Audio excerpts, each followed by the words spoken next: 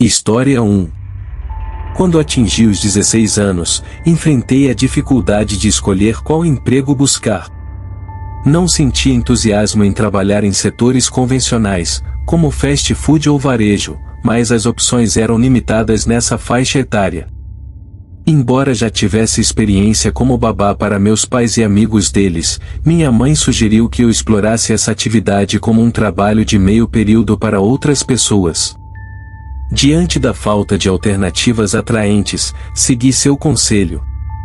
Na minha cidade, havia uma agência local de babás que facilitava tanto para as babás encontrarem emprego quanto para os pais encontrarem uma babá.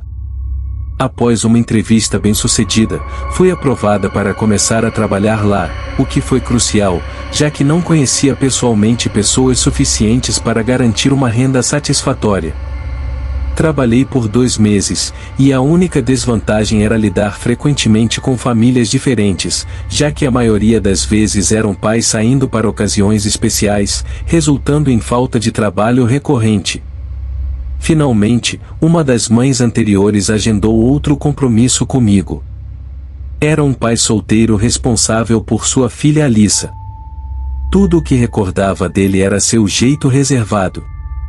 O próximo compromisso estava marcado das 18 horas às 22 horas. Às 6 horas, parei em frente à sua casa e bati na porta. Ele abriu e indicou que eu entrasse. Após cumprimentar Alissa, o pai forneceu instruções detalhadas e peculiares para a noite. Ele enfatizou que retornaria exatamente às 22 horas, mas eu precisava sair alguns minutos antes. Concordando, notei que era um pedido estranho, suscitando minha curiosidade sobre sua rigidez. Enquanto cuidava de Alissa, realizamos atividades usuais, como jogar jogos, assistir a seus programas favoritos e fazer uma refeição leve. Em um momento, Alissa cochilou no sofá, e decidi explorar a casa, não por desconfiança, mas para garantir que tudo estivesse em ordem. O pai havia deixado uma sensação desconfortável, então a confirmação de que a casa estava normal me tranquilizou. Contudo, a ideia de sair antes da chegada dele não parecia certa e tornava a situação um tanto estranha. Minutos antes das 22 horas, levei Alissa para dormir e esperei no sofá, como combinado. Prevendo um olhar questionador do pai, estava certa de que ele compreenderia se eu explicasse. Monitorando o tempo no telefone, olhei pela janela exatamente às 22 horas, mas ele não apareceu. Após alguns minutos, comecei a ficar apreensiva, pois ele havia sido claro sobre sua pontualidade e até sugeriu que eu saísse mais cedo. Agradeço por ter permanecido firme, pois deixar Alissa sozinha por mais tempo não seria seguro, como ele alertou. Após 20 minutos de espera, tentei ligar para ele. O telefone tocou por um tempo antes de ele atender. Ei, só queria verificar se está tudo bem. Ainda estou aqui, esperando você chegar em casa, disse. Houve uma pausa prolongada. Eu disse para sair antes das 22 horas. Por favor, vá para casa agora, respondeu ele. Sem saber como reagir, ele acrescentou, estou esperando você sair. Respondi com um ok trêmulo e desliguei. A situação estava ficando estranha, e minha desconfortável permanência na casa me levou a decidir chamar a polícia. Durante os 10 minutos em que aguardei a chegada da polícia, não tive contato com o pai. No entanto, quase imediatamente após a chegada deles, o pai entrou na garagem. Eu me expliquei e relatei os eventos estranhos que estavam ocorrendo, mas o pai negou ter me instruído a sair antes de sua chegada em casa ou que estava ciente de minha espera para ir embora.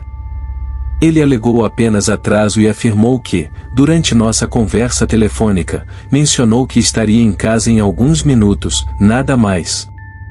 Embora tenha permitido que a polícia realizasse buscas, nada foi encontrado. A situação não progrediu, e fui enviado para casa. Fui informado de que mesmo com provas do que ele disse, não havia base para acusá-lo, a menos que estivesse vinculado a algo mais. É doloroso saber que Alissa ainda está sozinha com o pai, que parece estar planejando algo. Caso contrário, por que ele se esforçaria tanto para esconder e mentir sobre o que me disse? História 2. Desenvolvo trabalhos de babá como ocupação de meio período, tendo passado por vários sites antes de optar pelo Cyttercity.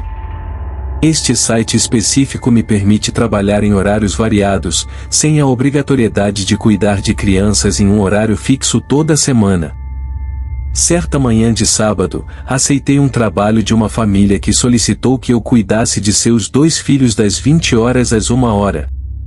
Como já havia trabalhado até o meio-dia naquele dia, a proposta se encaixava bem em minha agenda.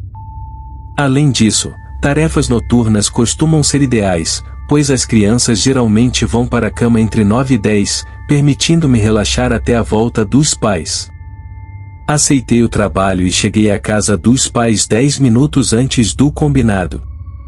Apresentaram-me aos filhos, 2 meninos bastante jovens, de aproximadamente 5 e 6 anos. Instruíram-me a garantir que estivessem na cama até às 21h30 e saíram.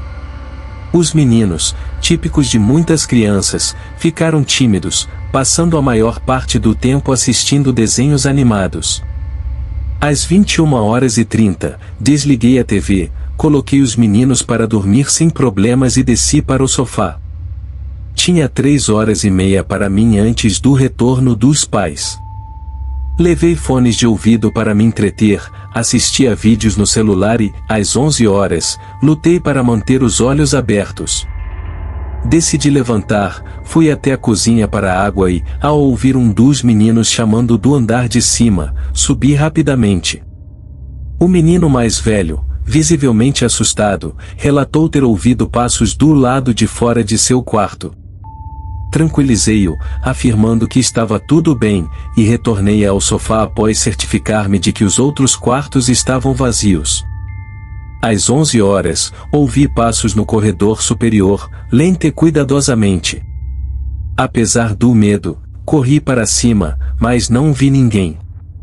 Ao verificar novamente os quartos, desci, atribuindo inicialmente os sons à minha mente. Cerca de 1 minuto depois, ouvi passos correndo no corredor superior novamente. Subi rapidamente, encontrando os 2 meninos assustados em seus quartos. Levei-os para fora e chamei a polícia e os pais. Ambos os meninos afirmaram ter ouvido passos do lado de fora de suas portas, confirmando que não era apenas uma ilusão. A polícia realizou buscas, mas não encontrou sinais de invasão ou presença intrusa. Não sei quem ou o que ouvimos, mas sei que havia mais alguém lá em cima. Desnecessário dizer que nunca mais voltei à casa deles para ser babá. História 3. Costumava cuidar do meu irmão mais novo com frequência enquanto crescia.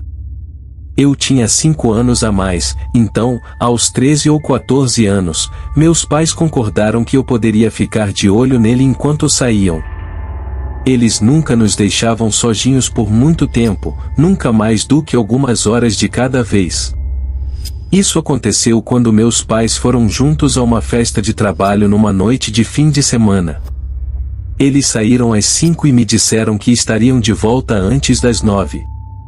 Deixaram comida na geladeira e me pediram para cuidar do meu irmão e ligar se precisasse de alguma coisa.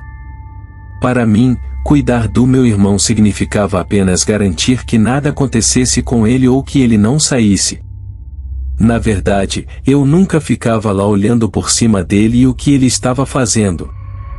Eu o ajudava a ligar para o seu programa favorito e depois ia fazer o que queria na outra sala. Às vezes eu ficava com ele, mas a diferença de idade dificultava para nós curtirmos as mesmas coisas.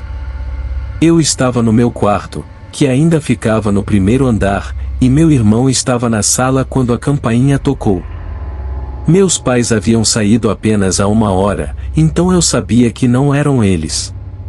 Levantei e fui até a porta da frente. Meu irmão estava em pé na sala olhando para a porta, e foi quando vi um homem olhando pela pequena janela lateral da varanda. Quando ele me viu, acenou e apontou para a porta, como se eu devesse encontrá-lo ali. Não sei se muitas casas têm isso, mas sempre tive duas portas da frente.